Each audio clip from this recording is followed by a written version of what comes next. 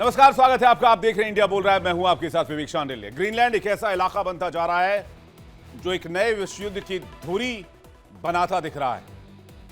Greenland को लेकर अब जर्मनी ने स्टैंड क्लियर कर दिया है कि ग्रीनलैंड को कोई छू नहीं सकता है। जी हां, यानी यूरोप में एक एक करके देश खड़े होकर लामबंद हो रहे हैं और डोनाल्ड ट्रंप के अहंकार को ध्वस्त करने की कोशिश कर रहे हैं। अमेरिकी राष्ट्रपति डोनाल्ड ट्रंप एक बार फिर वैश्विक राजनीति के बिसात हिला देने पर अड़े हुए हैं।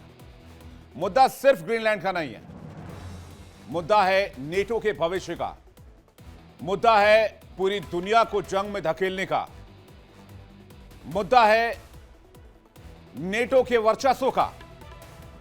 जिस नेटो गठबंधन ने 1949 से अमेरिका और यूरोप को एक सुरक्षा धागे में बांध कर रखा।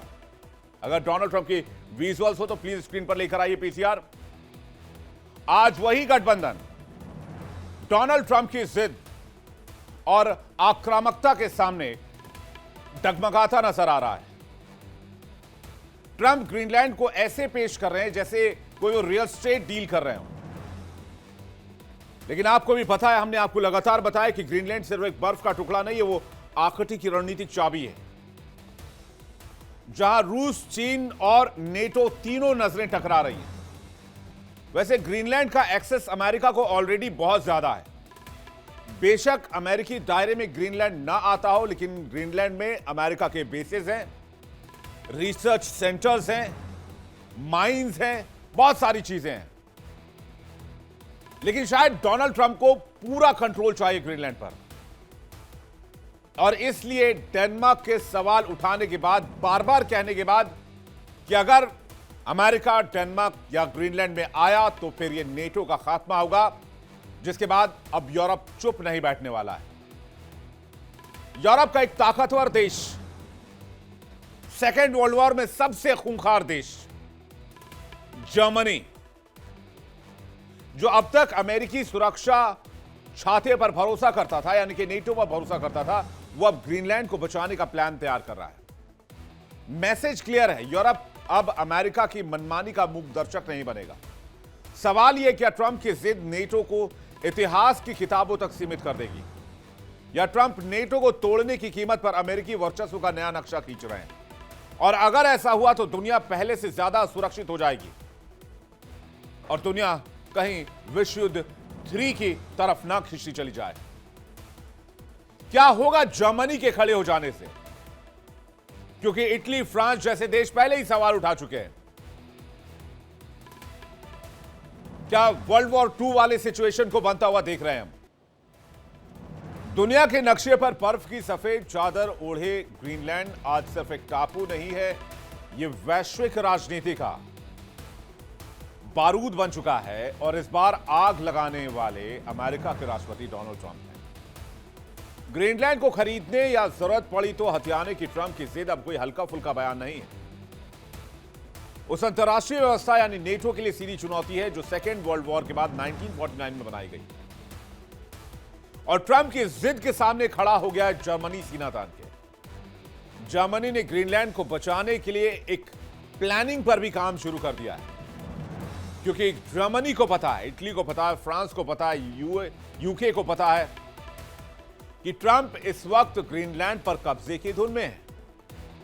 डेनमार्क पर प्रेशर है, यूरोप को मैसेज क्लियर है, या तो मेरी शर्तों पर चलो या मेरे रास्ते से हट जाओ, माई वे और हाईवे।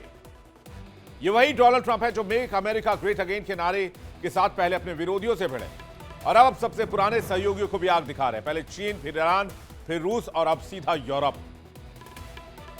और नेटो के सीने पर वार। ग्रीनलैंड को लेकर अमेरिका का रुख खतरनाक मोड़ पर पहुंच चुका है, क्योंकि ग्रीनलैंड सिर्फ डेनमार्क का हिस्सा नहीं है, यह नेटो की रणनीतिक ढाल भी है, आर्कटिक क्षेत्र की चाबी है जहां से रूस की पनडुब्बियां दिखती हैं, चीन के रिसर्च जहाज घूमते हैं और अमेरिका के मिसाइल डिफेंस सिस्टम यहां तैनात है। अमेरिका की मनमानी अब यूरोप के लिए खतरे की घंटी बन चुकी है। जिस ग्रीनलैंड को ट्रंप खरीदने या दबाव लेने की बात कर रहे हैं, उसी ग्रीनलैंड को बचाने के लिए जर्मनी मैदान में उतर गया है। यूरोपीय देशों ने भी साफ कर दिया है कि किसी एक ताकत की जागीर नहीं है ग्रीनलैंड। ब्लूमबर्ग की एक रिपोर्ट आई, उसके मुताबिक यूरोपीय देशों का एक ग्रुप ग्रीनलैंड को सुरक्षित बनाने के लिए सैन्य ताकतें तैनात करने पर प्लान कर रहा है। जर्मनी, यूनाइटेड किंगडम इस प्लान की अगुवाई कर रहे हैं। इस प्लान का उद्देश्य यूरोप और North Atlantic Treaty Organisation NATO और आर्कटिक इलाके की सुरक्षा करना है। और इसके लिए बेसिक इंफ्रास्ट्रक्चर क्या होने चाहिए, बेसिक हथियार वहां क्या क्या होने चाहिए, कितने सैनिक वहां होने चाहिए, सब कुछ ड्रॉ किया जा रहा है। तो क्या यूरोप या नेटो अमेरिका को छोड़कर अमेरिका से लड़ने की तैयारी कर रहे हैं? क्योंकि अमेरिका तो कह रहा है उसे ग्रीनलैंड चाहिए, और इधर यूके और जर्मनी मिलकर प्लान कर रहे हैं कि डेनमार्क को कैसे बचाना है, ग्रीनलैंड को कैसे बचाना है। तो डोनाल्ड ट्रंप को एक खड़ा मैसेज देना चाहते हैं कि ग्रीनलैंड अकेला नहीं है या डेनमार्क अकेला नहीं है।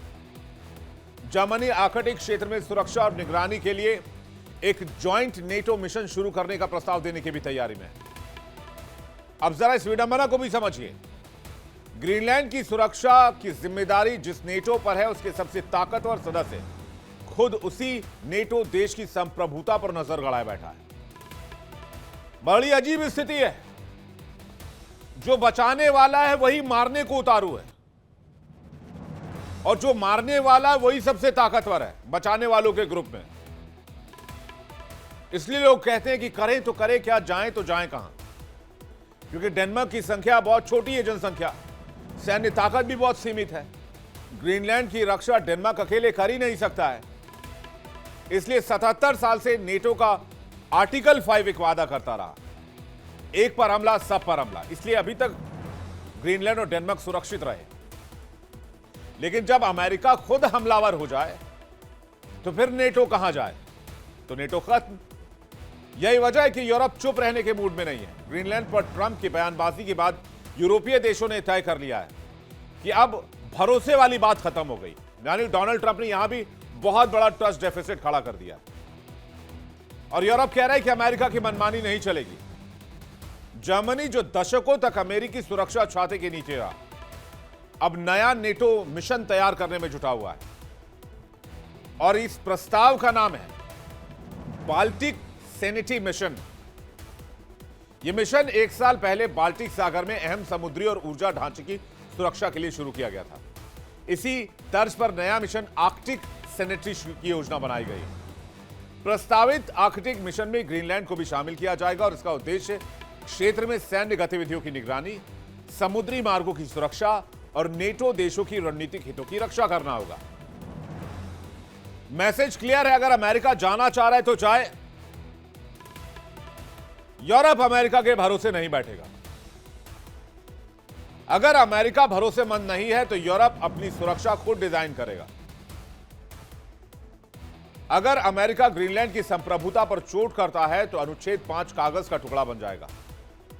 यूरोप का भरोसा टूटेगा, और जिस गठबंधन ने सोवियत संघ को रोका, शीत युद्ध जीता, वो अंदर से बिखर जाएगा। और इसका सबसे बड़ा फायदा होगा रूस और चीन को। अगर डोनाल्ड ट्रंप जाते हैं ग्रीनलैंड कब्जा करने के लिए यह कह के कि रूस और चीन को फायदा हो रहा है, तो भी नुकसान अमेरिका का है। और नहीं जाते हैं तो बकौल ट्रंप तो भी नुकसान अमेरिका का है, रूस चीन को फायदा है। रूस पहले ही आर्कटिक में अपने सबसे मजबूत सैन्य बेस तैयार कर चुका है। चीन पोलर सिल्क रोड के नाम से ग्रीनलैंड में निवेश और दखल बढ़ा रहा है। अगर नेटो कमजोर पड़ा तो आर्कटिक सीधा रूस और चीन के खेल का मैदान बन जाएगा। आर्कटिक क्षेत्र को लेकर आखिरकार इतनी हलचल क्यों बढ़ रही है, यह भी जान लीजिए। क्लाइमेट चेंज के बाद बर्फ पिघलने लग गए इस इलाके में, इसलिए रूस, चीन, यूरोपीय देशों की दिलचस्पी बढ़ रही है। ऐसे में अमेरिका ग्रीनलैंड पर एकाधिकार चाहता है ताकि वो इसका इस्तेमाल अपनी अर्थव्यवस्था को मजबूत करने में कर सके और उसका वर्चस्व कायम रहे। जबकि जर्मनी का मानना है कि नेटो के तहत एक साझा मिशन शुरू करने से न केवल क्षेत्रीय सुरक्षा मजबूत होगी, बल्कि ग्रीनलैंड को लेकर अमेरिका और यूरोप के बीच पैदा हुए राजनीतिक तनाव को भी संतुलित किया जा सकता है। हालांकि इस प्रस्ताव पर अभी औपचारिक फैसला नहीं हुआ है। इसे नेटो सहयोगियों के साथ चर्चा के लिए रखा जाना बाकी है। ट्रंप की ग्रीनलैंड जिद अमेरिका को अपने ही वफादार सहयोगियों के बीच अलग थलग कर रही है, और ये बात डोनाल्ड ट्रंप जानते हैं। लेकिन डोनाल्ड ट्रंप ताकत के नशे में इतने चूर है कि वो नेटो जैसे संगठन की परवाह करने के मूड में शायद नहीं है। तो क्या अगर अमेरिका ग्रीनलैंड के लिए आया तो नेटो और अमेरिका के बीच क्या किसी जंग की शुरुआत हो सकती है? क्या जर्मनी, फ्रांस, इटली जैसे देश मिलकर अमेरिका को रोकने की कोशिश कर सकते हैं? और अगर करेंगे तो क्या होगा? क्या वेस्ट दो धड़ों में बंट जाएगा?